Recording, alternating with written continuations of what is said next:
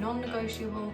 For example, an important tip in this whole video, and that is always going to be a very hard qualifier answer. So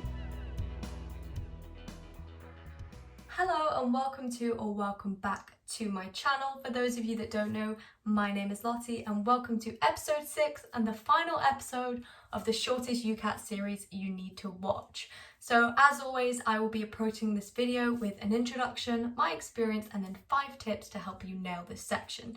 Now, if you've watched the abstract reasoning video, you probably noticed that it's the same day and I'm in the same location, and that's because I want to try and catch up with this series quickly. As I explained in the AR video, I was in Italy for a while and unfortunately couldn't upload any videos as the Wi-Fi was very slow and it just wasn't having any of it. Situational judgment is a section made up of 69 questions, so this is the most out of any of the sections, and this is split up into 22 ethical-based scenarios. You have 26 minutes to do these questions in, so about 23 seconds per question or 70 seconds per scenario. Thankfully though, this section doesn't feel too difficult in terms of time, depending on how difficult the question is. But to be honest, my experience, I found this section really enjoyable, quite relaxing, and once I'd got a hang of what was going on in the scenario, I was able to answer the questions quickly. On to the 5 tips that are going to help you nail this section. Tip number 1, try and get into the mindset when you're doing SJ that you are a perfect doctor who has no friends. This was literally the only thing that meant I was able to get the questions right, because I was always thinking when I was doing, let's say, for example, one of the ones where your friend is trying to cheat on a test and they've got loads of family problems going on at home, and it asks you like if you're meant to tell someone. You do have to tell someone because they can be kicked out of medical school for doing that. But of course, in reality, if your friend was really going through a hard time, you wouldn't want to put them through an even harder time.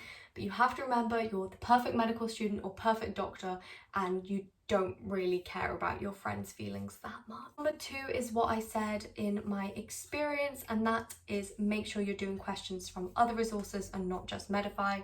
Myself, people I've spoke to, and people I have mentored have all said that they found the UCAT official question bank slightly harder than Medify. So make sure you're getting practice from all different resources.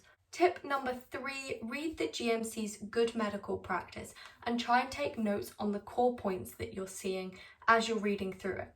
I did this and found it super helpful because I was able to then look at it and work out what was something that was non-negotiable.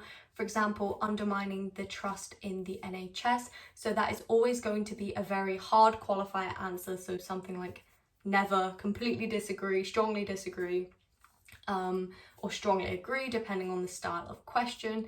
And then things that are negotiable. So for example, consent is quite a difficult one because you have to consider patient autonomy, patient age, all of those different factors. So that is something that can have exceptions. And it's good to be able to be aware of this, as this will help you work out the question and differentiate between things like agree and strongly agree, or vice versa for disagree. Tip number 4 is probably the most important tip in this whole video, and that is do not learn and do this section passively.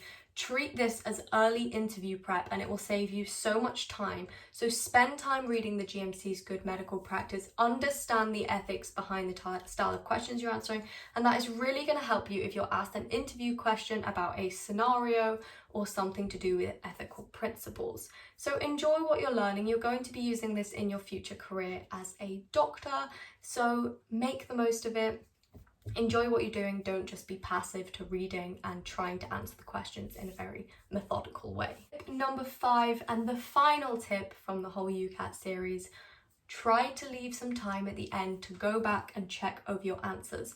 Unlike the other sections, I don't think it's necessarily a good idea using the exact time that you have for each question, because in situational judgment, you may have read the scenario slightly wrong or got the wrong idea about a question. It might have said not, and it was like a negative question and you hadn't realized that. So it's good to go back with a fresh set of eyes and try and make sure that each question was understood correctly and answered as correctly as possible.